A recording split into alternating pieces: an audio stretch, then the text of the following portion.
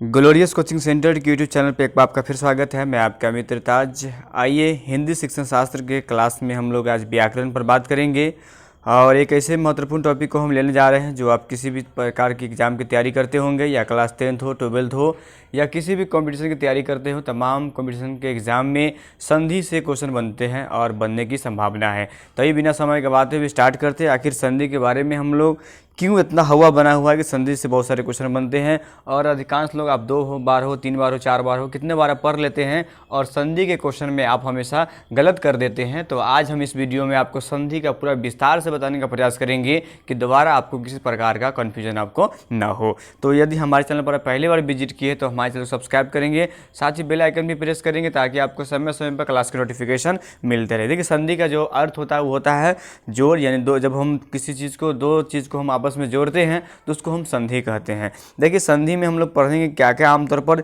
संधि किसे कहते हैं, इसके बारे में जानेंगे। उसके बाद में हम लोग संधि के प्रकार के बारे में पढ़ेंगे, जो आमतौर पर संधि के 3 प्रकार होते हैं: स्वर संधि, व्यंजन संधि और विसर्ग संधि। उसके बाद में हम लोग स्वर संधि के भी 5 प्रकार होते हैं, जैसे में दीर्घ संधि हो गया, गुण संधि हो गया, यन संधि हो गया, अयादी संधि हो गया और वृद्धि संधि होगा। इन तमाम चीज़ों के बारे में इस अध्याय में हम लोग पढ़ने वाले हैं। तो पहले हम लोग जानते हैं आखिर हम संधि किसे कहेंगे। देखिए, हम आप लोग को स्टार्ट जब हम किए थे व्याकरण सेशन में, तो सबसे पहले हम आपको बताए थे किसके बारे में, वर्ण के बारे में बताए थे। और वर्ण जब आपको पता होगा तब जाके आप संधि समझ पाइएगा। तो हमारे वर्ण वाले वीडियो आप नहीं देखे होंगे तो प्ले लिस्ट में जाएंगे, या आप गूगल पर यानी यूट्यूब पर आप वहाँ पर सर्च मारेंगे वर्ण ग्लोरियस कोचिंग सेंटर, वहाँ पर लिखेंगे, आपको वहाँ पर वीडियो प्राप्त हो जाएगा, फिर आप उसको वॉच कर लेंगे।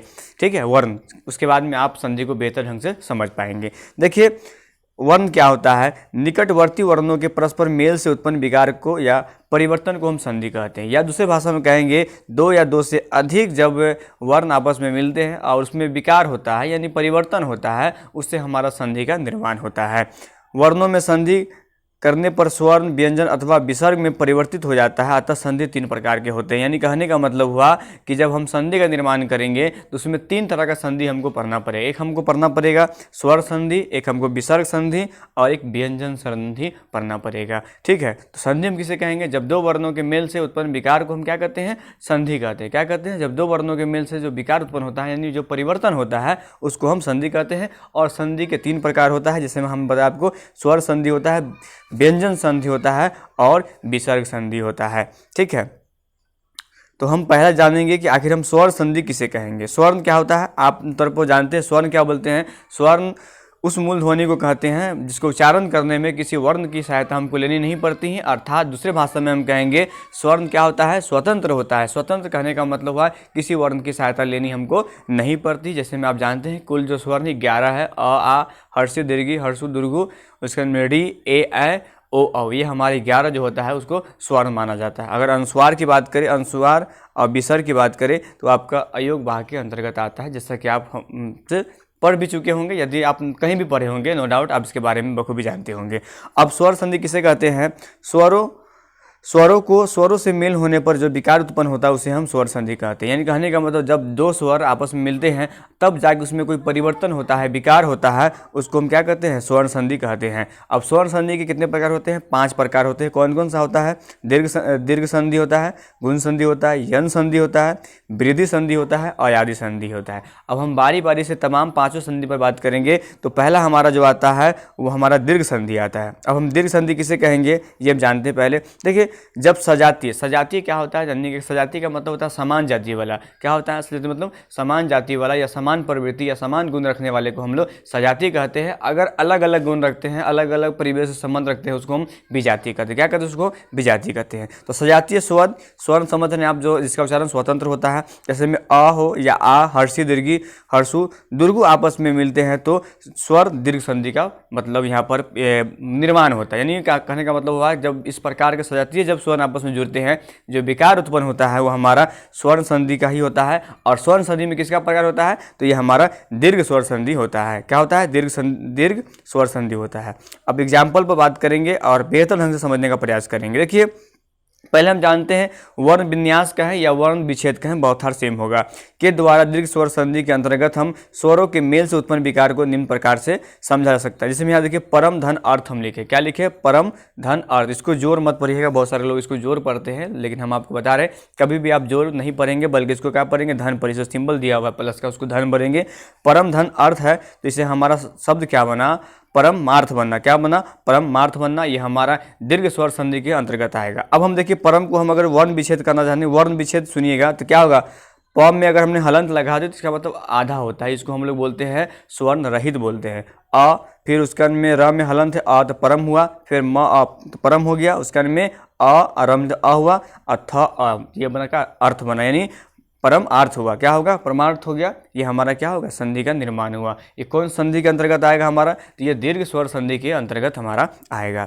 अब देखिए यहाँ पर बात करते हैं, इसमें परम शब्द के अंतिम वर्ण अ और अर्थ शब्द के अंतिम अ का मेल होकर आ का निर्माण, यानी कहने का मतलब हुआ यहाँ पर जो अंतिम जो हमारा परम शब्द था वहाँ पर भी अ है, और जो हमारा शुरुआत में जो सेकेंड वर्ड जो शब्द जो हमारा था उसमें भी जो था हमारा अर्थ में वहाँ पर भी अ था। अब हमने क्या पता, अ धन अ, यहाँ पर दोनों क्या सजाती है, तो इससे हमारा किसका निर्माण होगा, आ का निर्माण होगा। और आ का निर्माण जो हमारा होता है वो दीर्घ स्वर संधि के अंतर्गत आता है। अब कुछ एग्जाम्पल बात करेंगे, इसे बात करें यहाँ पर देखिए, अ धन अ करे फिर भी हमारा आ का निर्माण हुआ, हमने अ धन आ किया फिर भी हमारा आ का निर्माण हुआ, फिर हम आ धन आ अ किए, आ धन अ किए फिर भी हमारा आ का निर्माण हुआ, फिर हमने दोनों जगह पर क्या किया, आ किया, दीर्घ दीर्घ रूप में हमने किया वहाँ पर, फिर भी हमारा क्या कि आ का निर्माण हुआ। तो ये हमारा क्या होगा, दीर्घ स्वर संधि के अंतर्गत आया, ये हमारा स्वर संधि का ही प्रकार में है। अब देखिए अ धन अ क्या होगा, आ हो गया, ठीक है। अब यहाँ पर एग्जाम्पल की बात करें, परम धन अर्थ परमार्थ हुआ। अब देखिए परम हम जो लिखेंगे तो प र, और देखिए र में हमने हलंत क्यों लगाया, क्योंकि ये आधा है, अ लिखे तो परम हो गया, फिर हमने लिखा धन, उसके अंत में अर्थ, तो क्या होगा, अ होगा, और उसके अंत में हमने थ लिखा अर्थ। अब देखिए इसका अंतिम वाला अ और इसका स्टार्टिंग वाला अ, दोनों क्या हो गया, अ धन अ हो गया। अब अ धन अ का क्या होता है, आ होता है, जैसे हमने नियम में पढ़ा, तो इसी को हम बोलते हैं दीर्घ स्वर संधि कहते हैं। तो परमार्थ हो गया। फिर देखिए परम धन अनु, तो क्या होगा, परमाणु हो गया। तो ये हमारा दीर्घ स्वर संधि के अंतर्गत आया। फिर देखिए और एग्जाम्पल लेते हैं, देखिए यहाँ पर देखिए दीप धन अवली, देखिए यहाँ पर अगला एग्जाम्पल की बात करें तो दीप धन अवली है, तो फिर दीप हम लिखेंगे तो दीप में भी अ अंतिम में होगा, क्योंकि दीप लिखते हैं तो ऐसे हम लिखेंगे, दीप हलंत पम लगाएंगे और प्लस में अवली, अवली।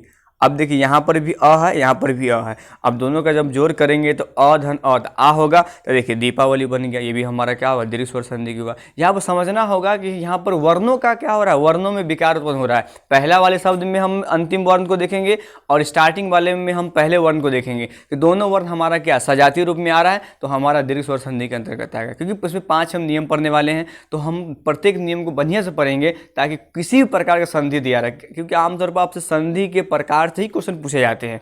आप किसी पेपर के एग्जाम देखेंगे वहाँ पर आपको संधि के प्रकार ही पूछा जाता है कि कौन सा संधि है, यन संधि है या दीर्घ संधि है या गुण संधि है या विसर्ग संधि है, व्यंजन संधि किसके अंतर्गत आता है, ये आपको बताना पड़ता है। फिर देखिए अन्य धन अन्य हुआ, तो अन्याय हो गया, क्या होगा, अनन्याय हो गया। फिर हम देखिए शस्त्र की बात करें तो शस्त्र धन अस्त्र की बात करें तो क्या हो गया, शास्त्रास्त्र हो गया, क्या हो गया, शास्त्र हो गया। उसके में राम धन अवतार की बात करें तो रामावतार हो गया, ठीक है। उसके बाद देखिए कुसुम धन अवली की बात करें तो कुसुमावली हो गया। उसके में पीत धन अंबर की बात करें तो पीताम्बर हो गया, ठीक है। तो ये सब हमारा कहाँ आएगा, देखिए इसमें सब आ है, आ का निर्माण हो रहा है।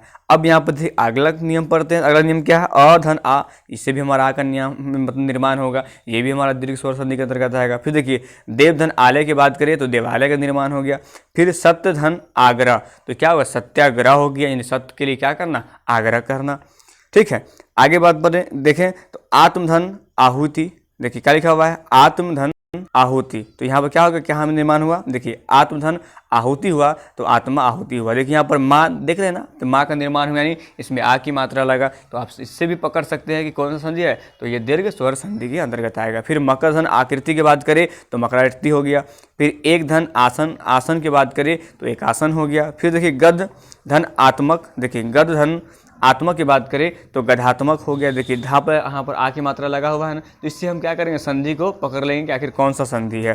फिर 7वां में क्वेश्चन की बात करें तो यहाँ देखिए वाष्प धन आकुलन है तो क्या हो, वाष्पाकुल हो गया। तो ये आसान तरीका है कि हम संधि को किस प्रकार से हम इसको पकड़ सकते हैं। फिर अगला देखिए नियम, यहाँ पर देखिए आ धन अ है, फिर भी आ का निर्माण होगा। देखिए विद्या, विद्या धन अभ्यास, तो क्या विद्याभ्यास अभ्यास हो गया।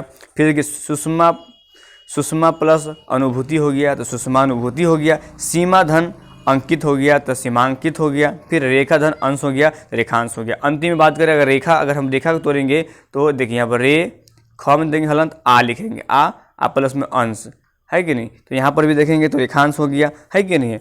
तो ये हमारा क्या हो गया, दीर्घ स्वर संधि हो गया। फिर देखिए दोनों में यहाँ पर आ है, यानी दोनों हमारा दीर्घ है, फिर भी हम दीर्घ दोनों को जोड़ेंगे आपस में, फिर भी हमारा दीर्घ आ बनेगा। फिर देखिए दया धन आनंद तो दयानंद हो गया। फिर महाधन आशय तो महाशय हो गया। उसके अंदर में वार्ता धन आलाप होगा तो वार्ता लाभ हो गया, ठीक है। उसके अंदर में बात करें आगे देखिए तो ई धन ई, इसको हम हर्षी बोलते हैं, तो यहाँ पर दीर्घ का निर्माण हुआ। जिसमें बात करें रवि धन इंद्र तो रविंद्र हो गया। अभि धन इष्ट हो गया तो अभीष्ट हो गया। फिर अति धन इव हो गया तो क्या हो गया, अतीब हो गया। ये भी हमारा दीर्घ स्वर संधि के अंतर्गत ही आएगा।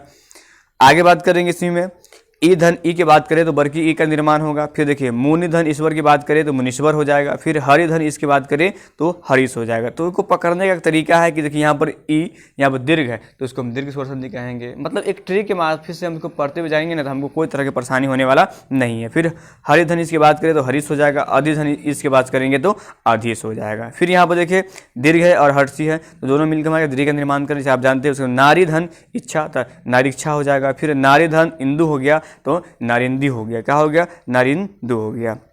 फिर ई धन ई की बात करें, यहाँ पर दोनों ई है तो क्या होगा, मही धन इस तो महिष हो जाएगा। अब देखिए मही हम बात करें तो देखिए यहाँ पर इसको लिख देंगे म ह और बड़की ई है, ई लिख दिए, अधन में ई अस। अब देखिए यहाँ पर भी ई है, यहाँ पर भी है, दोनों ई मिला तो हमारा बड़ी ई का निर्माण हुआ। तो हमें क्या लिखे, मही से लिखे। फिर आप देखिए नारी धन ईश्वर तो नारीश्वर हो गया। फिर सीता धन ईश हो गया तो सतीश हो गया, सॉरी सती धन ईश हो गया तो हमारा किसका निर्माण हुआ, सतीश का निर्माण हो गया। अब आगे बात करेंगे इसी में, देखिए 2 से 4 बचा हुआ है उसको भी जानते हैं। ऊ धन ऊ, देखिए ऊ यानी ऊ धन ऊ तो बड़की ऊ का निर्माण हुआ, जिसमें साधु धन उपकार तो साधु उपकार हुआ। देखिए यहाँ पर देखिए यहाँ छोटा वाला ऊ है, यहाँ बड़ा वाला ऊ आ गया, क्योंकि साधु लिखेंगे तो सा अधा लिख के ये ऊ लिखेंगे, ये बड़का ये छोटका ऊ लिखेंगे और फिर उपकार में तो आपको दिख रहा है उपकार में तो ये वाला ऊ और ये वाला ऊ, जब ऊ धन ऊ करेंगे तो बड़की ऊ का निर्माण होगा तो क्या हो गया, साधुपकार हो गया। फिर सु धन उक्ति की बात करेंगे तो सुक्ति हो जाएगा, ठीक है। फिर अगर हम ऊ धन बड़की ऊ की बात करें फिर भी हमारा दीर्घ वाला ही ऊ का निर्माण होगा। जैसे लघु धन उर्मी की बात करें तो लघुर्मी हो गया। फिर सिंधु धन उर्मी की बात करें तो सिंधुर्मी हो गया, ठीक है। आगे बात करेंगे बड़की ऊ है और यहाँ पर छोटा वाला ऊ है, फिर भी हमारा किसका निर्माण होगा, तो बड़े वाले ही ऊ का निर्माण होगा। जिसमें वधु धन उत्सव की बात करें तो वधुत्सव हो गया। फिर वधु धन उल्लेख की बात करें तो वधु उल्लेख हो गया, ठीक है। अब बात करेंगे दोनों अगर दीर्घ के रूप में हमारा हो या पर दोनों जो ऊ है वो हमारा दीर्घ है तो फिर भी हमारा दीर्घ ही ऊ का निर्माण होगा। जिसमें वधु धन उर्मी वधुर्मी हो गया, ठीक है। उसके बाद में भूधन उधर्व हो गया तो भूधर्व हो गया। फिर वधुधर ऊर्जा की बात करें तो वधुर्जा हमारा ये दीर्घ स्वर संधि का निर्माण हो गया।